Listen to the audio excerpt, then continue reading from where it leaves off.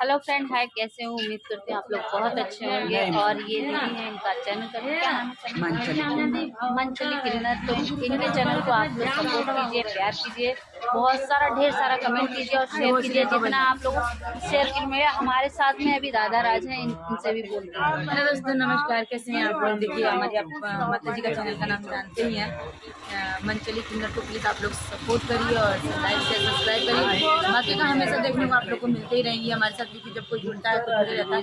और खास करके मालती भाभी को न्याय दिला रही हैं, साथ दे रही हैं, सपोर्ट कर रही हैं, तो हम बस यही दुआ करेंगे कि आप लोग ऐसे ही दुआ सपोर्ट करते रहिए, बस हम लोग हिम्मत ना हारें।